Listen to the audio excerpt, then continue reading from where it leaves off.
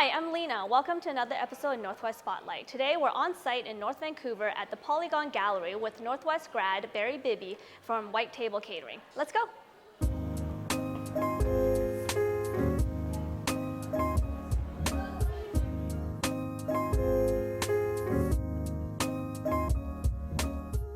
So when did you attend Northwest Culinary Academy and which program did you do? So I attended in 2018 and I did the culinary program then, and then in early 2019 I did the pastry program. Okay. So combined it was a 1-year diploma. Okay. Yeah. So you're originally from Trinidad and you came all the way to Vancouver to do your culinary education. So can you tell us why you chose Northwest? Yeah, for sure. I mean, I was immigrating to Canada anyway, but it was important for me to find a school that was progressive.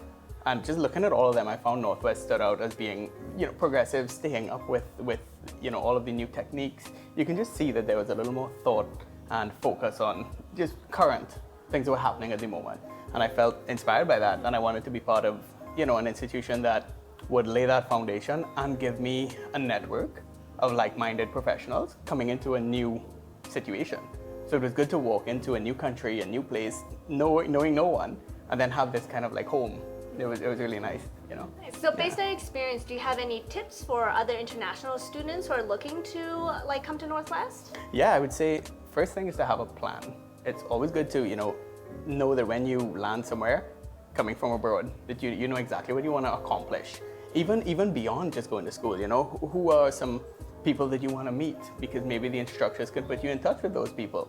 How do you kind of lay a foundation for yourself going forward? And then you use your education as a stepping stone, because you guys obviously have a really diverse network and a good crew of teachers who will really help inspire and guide you to where you want to go.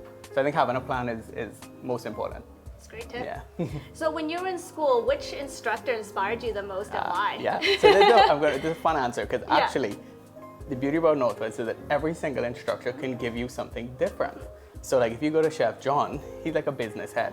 So anything you need to do with, food costing or understanding how to set up a business or bounce an idea there, amazing guy. If you want to go to Chef Tony, he will just inspire you, and in like sort of a very profound way, where you'll either be really inspired or really confused. But then like 2 weeks later, you'll be like, I get it. It clicks, yeah. I get it, right? So he's very profound, and he just kind of inspires your love for what you do, right? You have Chef Eric, who I thought was very, he brought that sense of youth, kind of staying on top of things that were happening in the industry, people around, he knew who was doing what was the cool technique. And so I found he was on top of that, which I found really inspiring there. Chef Alana had a sort of nurturing, loving way of cooking. Do you know how Barefoot Contessa is just very sweet in the way that she cooks? That's how I find Chef Alana is. Yeah. So you can't help but fall in love with food when she's talking to you, right? Warren's a science guy. I feel like any question I want to ask him about food science, he's the guy I want to go to. He's like a nerd in the best way possible, and I can just get all the things I need from him there. And then there's Curtis, who is super experienced, but he teaches you to cook with that sort of intuition, where there's a recipe and there's a foundation, but he'll be like, add a bit of that and add a bit of that. I'm feeling to add a bit of this, and he just shows you that confidence to just go off the book a bit. Yeah, so they're all inspirational in their own way. Correct. And then of course, Pastry Team too was you had people who had experience in hotels, like Stacy, you had Michelle in restaurants, and then Lexi was a chocolatier. So I mean, everyone had, you see what I'm saying, right? Mm-hmm. Yeah. Whatever you want to do, there's somebody for that. There's someone for that, that's great, yeah. So you're with White Table Catering. Yeah. Can you tell us a little bit about the company? Yeah, so we are based in Abbotsford, and we have a catering company up there. That's our headquarters up in the Abbotsford airport. We have our kitchen facility, our warehouse facility, and we also just launched a venue there. So it's a 200-person venue. It's called the Hangar Venue. So we have our entire facility. We got catering, kitchen, venue, warehouse, and then we cater all across the Lower Mainland. So we pretty much do things in-house and anywhere across the Lower Mainland. So what is your position there? So I'm the general manager now. Yeah. I have been fortunate enough to have moved through the ranks of the kitchen there, and now, basically kind of spearheading the vision through our owner, Mark. And him and I just kind of work together to just keep the ball rolling every day and move the company forward. Good for you. Yeah. Can you tell us a little bit about what your daily life is like? Yeah, for sure. I mean, we have a big team now, so really probably 20 people, give or take. And a lot of it is just being in touch with all the department heads, checking with culinary, how are you guys doing for the week? What's your plan looking like? Checking with operations, checking with the events team. So that's the first part of like most of my day. Checking with like logistics as well, because it's a lot of logistics in catering. Like catering is much more logistics than almost anything else. You have to be super organized.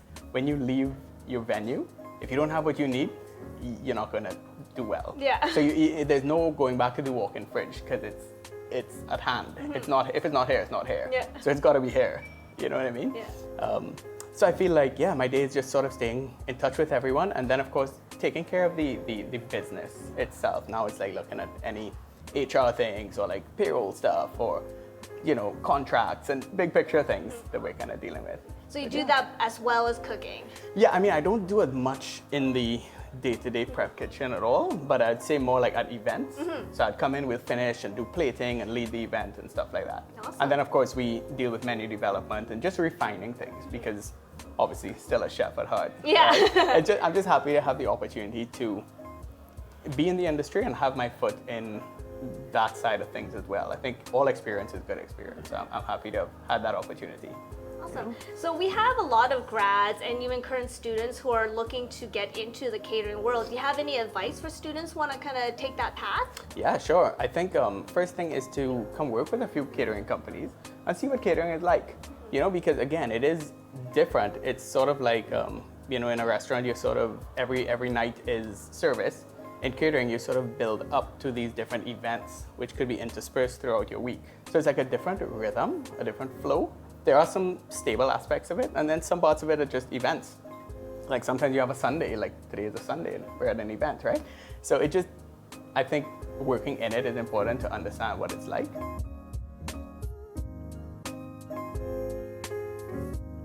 Thank you so much for your time and Yeah. chatting with us today. Sounds good. And we have Barry Bibby.